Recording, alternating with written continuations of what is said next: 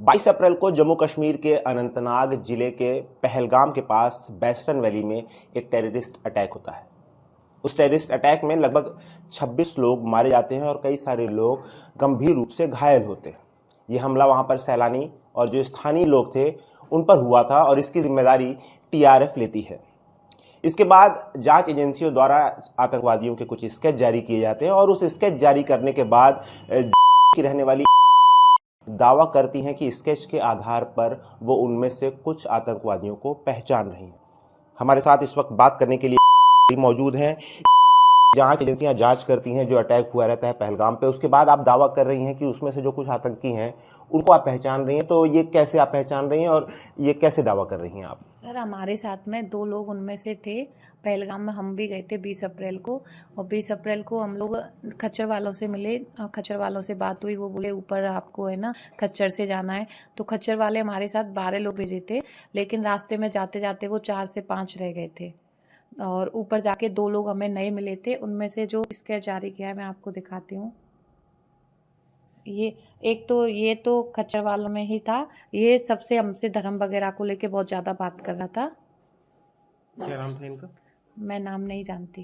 अच्छा, मैं नाम नहीं पूछी। किस तरह की बातचीत हुई थी इस व्यक्ति से आपकी जो है? ये सबसे पहले हमसे पूछा था आप ये कहाँ। क्या, ये वेस्टर्न वैली जहाँ पर हमला हुआ ये वहीं की तस्वीर है? हाँ जी, उधर ही की तस्वीर है। और आपको ये जो स्केच जारी हुआ हम लोगों ने आपको ये स्केच जारी हुआ, इनको हम पहचाने क्योंकि इसको मैं पहचानी थी। इसका मैं पूछी थी कोई पहचान रहा है क्या, तो मेरी सारी फ्रेंड्स जो जितनी भी गई थी वो जम्मू ट्रिप एक वो बना हुआ है ग्रुप, उसमें बोली कि हाँ मे भी यही है। अब वो यहाँ पे बोली कि ये वाले कि हाँ थर्ड वाला हम लोगों के घोड़ा चला रहा था, क्योंकि मैंने देखा था। अब इसका जो मेरी फ्रेंड थी शिल्पी, उसका ये घोड़ा चला रहा था तो ये बहुत शांत था। तो फिर अब लेकिन मैंने इनसे बोला अभी कि तुम आगे आगे बताइए कि हमारे साथ में था, ये लोग थोड़ा डरे हुए हैं, आगे नहीं आ रहे हैं। और इन दोनों को मैं पहचान रही हूँ। इससे हमारी ये बहुत साइलेंट था, लेकिन बाद में इससे हमारी थोड़ी सी बहस भी हुई थी। किस चीज़ को लेकर के बहस हुई और लगभग मैं कितने देर? आपको शुरुआत से बताती हूँ। हम लोग जाते हैं, जाने के बाद थोड़ा ऊपर चढ़ते हैं। बैसराना लेके जा रहे थे, जिसको मिनी स्विट्जरलैंड कहा जाता है। हम लोग ऊपर चढ़ के जो है वहाँ पे ये हम लोगों को 2 लोग ये और एक वो हमारा खच्चर वाला, वो पूछता है हमसे कि आपका नाम क्या है। मैंने बोला मेरा नाम एकता है। कहाँ से आई हो? मैंने कहा राजस्थान जयपुर की रहने वाली हूँ, बाबा काशी की नगरी से मैं आई हूँ। तो फिर उन्होंने बोला क्या, मेरे से क्वेश्चन किया उनका लास्ट ना कि आप किस धर्म से हो। मैंने बोला कि मैं हिंदू धर्म से हूँ, लेकिन मेरे साथ जितने भी लोग आए वो सब मुस्लिम हैं। मैं मुस्लिम लोग फ्रेंड हैं उनके साथ आई हूँ, और मेरे 4 लोग हम लोग जो हैं वो मेरे बहन भाई जो आए वही हम हिंदू हैं चारों। फिर वो बोलते हैं कि आप अजमेर कभी गई हो? अजमेर दरगाह वो तो राजस्थान में ही है। मैंने कहा मैं कभी नहीं गई। दरगाह कभी? मैंने कहा हाँ फतेहपुर सीकरी गई हूँ, और मेरी फ्रेंड वगैरह जाती हैं तो मैं जाती हूँ उनके साथ में। और फिर वो मेरे से बोले थे अमरनाथ। मैंने कहा अमरनाथ तो मैं नहीं गई हूँ। फिर बोले आप रजिस्ट्रेशन होता है उसका? मैंने बोला कब कराने का सोच रही हूँ। तो वो बोले आप रजिस्ट्रेशन मत कराना, आप आना, हम आपको ले जाएंगे। तो मैंने बोला कि रजिस्ट्रेशन तो कराने में क्या जाएगा, मैं करा ही लूँगी। बोले नहीं आप है ना मैंने बोला तो आप अपना कॉन्टैक्ट नंबर दीजिए। तो मेरे को थोड़ा सा लगा था, मैंने बोला आप अपना कॉन्टैक्ट नंबर दीजिए। तो फिर ये बोला कि कॉन्टैक्ट नंबर जो है मेरे को फ़ोन नहीं है, मेरा फ़ोन जो है बहुत आवाज़ वगैरह नहीं आती है, बेकार है। आप मुझे डेट बता के जाओ, उसी डेट को तुमको फिर आना है, और टाइम बता के जाओ, और कहाँ से बाई फ्लाइट आओगे या बाई ट्रेन आओगे, वो हमारा आदमी वहाँ पहुँच जाएगा, तुमको बताएगा क्या करना है। तो फिर मैं उससे बोली, फिर मेरे से वो बाद में बोला था गुड गर्ल हो तुम। तो फिर मैंने बोला कि मैं उसको मेरे को उसकी आदत वो थोड़ी चीज़ें सही नहीं लग रही थी। तो मैं बोली ठीक है आप है ना मैं आपको बताऊंगी कौन सी डेट को आऊँगी। फिर वो मेरे से धर्म को लेके बोला आप है ना हिंदू धर्म को ज़्यादा पसंद करती हो कि मुस्लिम धर्म को पसंद करती हो? मैंने कहा बहुत, दोनों को पसंद करती हूँ। तो फिर बोला अच्छा। तो फिर बोला आपके हिंदू कितने दोस्त हैं, मुस्लिम कितने दोस्त हैं? मैंने कहा हिंदू मेरे दोस्त नहीं है, सारे ज़्यादातर है मेरे मुस्लिम ही दोस्त हैं। तो बोला आपके पति साथ में आए कि? और मैंने कहा सारे भाई आए। पति साथ में थे, लेकिन मैंने बोला मेरे सारे भाई आए। और बोले बच्चे वगैरह हैं तुम्हारे? शादी को कितने टाइम हो गया? मैं अभी तो 1 साल ही हुआ है शादी को, बच्चे नहीं हैं मेरे, लेकिन मेरे दोनों बच्चे भी थे वहाँ पे। तो फिर बोले वो बोलता है कि आप कुरान पढ़ी हो कभी? मैंने कहा नहीं मैं कुरान नहीं पढ़ी हूँ। तो बोला कुरान आप पढ़ना। मैंने कहा मेरे को उर्दू नहीं आती ना, इसलिए नहीं पढ़ी हूँ मैं। तो बोला वो हिंदी में भी होती है। तो फिर मेरे को थोड़ा वहाँ से डर लगना चालू हुआ। फिर वो जब ये बोला कि कुरान पढ़ना, तो थोड़ा मैं और डरी। तो फिर इतने में उसके पास कोई फ़ोन आया, वो यहाँ से फ़ोन निकाला, ऐसे करके बोलता है, हेलो, हाँ, plan plan A brake fail, plan B brake fail किसी का बोल रहा था, हाँ, गाड़ी ब्रेक फेल बोला था वो, प्लान ए गाड़ी ब्रेक फेल, प्लान बी 35 बंदूकें मैं भेजा हूँ और घाटी में वो रखी है घास में। ये और वो बातें उसने फ़ोन पर की हैं। फ़ोन पे बात कर रहा था, तो मैं सुन रही थी, ऐसे यहाँ थोड़ा ऐसे साइड में जाके बात कर रहा था। तो मैं जैसे ही उसको देखा, मैं उस पे ध्यान दे रही हूँ, तो वो फिर अपनी लैंग्वेज में कुछ बात करने लग गया था। उसके बाद मेरे को समझ में नहीं आया था, लेकिन वो बात बहुत देर तक कर रहा था, मैं समझ नहीं पाई थी क्या बोल रहा है। तो भाषा शैली से क्या लग रहा था पर ये जो खच्चर वाले थे वो कहाँ के रहने वाले थे, किस तरह की भाषा थी उनकी? जब वो हिंदी बात कर रहे थे हाँ तो सर, क्या वो आपको क्या वो ऐसा लग रहा था कि वो कश्मीरी हैं या वो बाहरी हैं? मुझे वो भाषा शैली से लग रहा था कि कश्मीर में रह के पाकिस्तानी है। मैंने उनसे पूछ भी लिया था, मैंने कहा आप, वो मेरे से बोला था मैं टीचर रहा हूँ कुरान का, तो मैंने बोला आप टीचर रहे हो तो फिर मैं उससे पूछने वाली थी ये खच्चर कैसे चला रहे हो। फिर मैंने खुद को कंट्रोल किया, मैंने बोला अच्छा आप यहाँ से, अच्छा एक बात बताइए आप यहाँ पे कितने साल से हो, मैंने ऐसे बोला। तो बोला मैं 7 साल से यही काम कर रहा हूँ। तो लेकिन मेरे को लग रहा है या तो वो 7 साल से पाकिस्तान से यहाँ पे आया हुआ है, या फिर वो यहाँ से सारी बातें वहाँ पे देता है।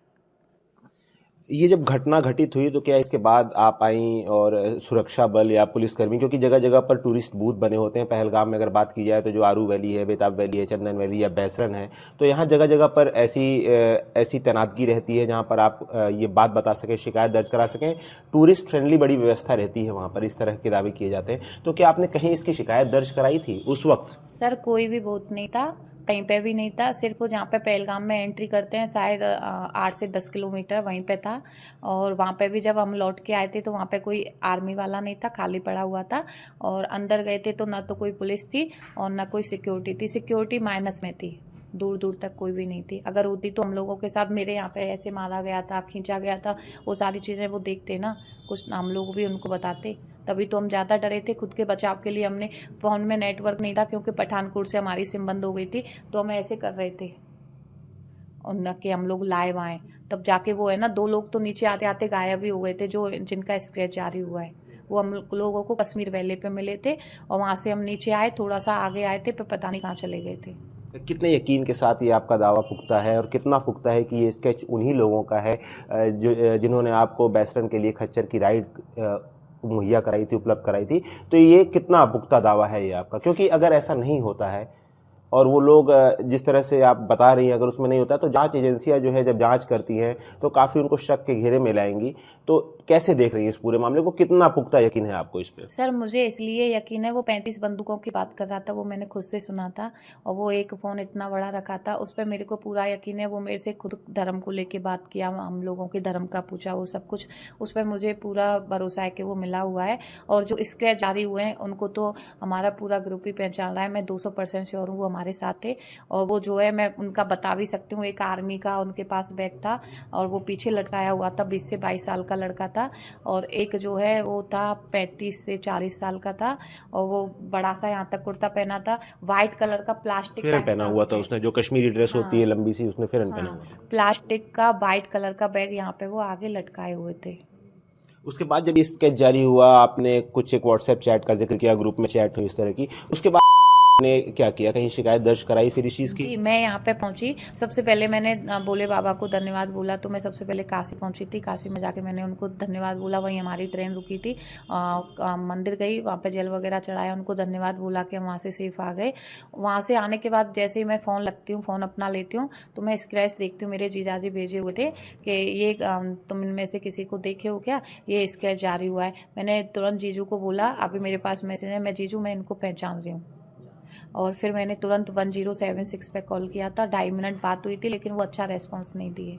क्या बोला गया था 1076 की तरफ से? कौन सा हमला, क्या हुआ था, हाँ हूँ ऐसे बोले थे, मैं पूरी बात बताई, हाँ हाँ हाँ हाँ ऐसे करते रहे थे। यहाँ लोकल लेवल पे किसी कॉम्पिटेंट अथॉरिटी को आपने इसकी शिकायत दर्ज कराई है कि इस तरह की चीज़ें हैं? चूँकि नेशनल सिक्योरिटी का ये मामला है, तो क्या यहाँ पर किसी अथॉरिटी पर्सनल ने आपसे मिलकर इस चीज़ को जानने की कोशिश की या समझने की कोशिश की, या चीज़ की कोशिश की कि उनसे मिलकर के इस सर, चीज़ के बारे में बताया जा सके? मैंने आके 1076 पे बताया, उसके जीजू को बताया अपने को।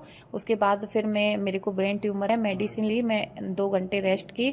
जैसे ही रेस्ट की तो वैसे ही मैंने सबसे पहले फेसबुक, इंस्टाग्राम पे सबको टैग कर करके, मोदी जी और उन सबको टैग कर करके, सीएम योगी और उनको मैंने वो डाला कि खबर पहुंच जाए। फिर मीडिया तक खबर पहुंची, मीडिया वाले मिलने आए।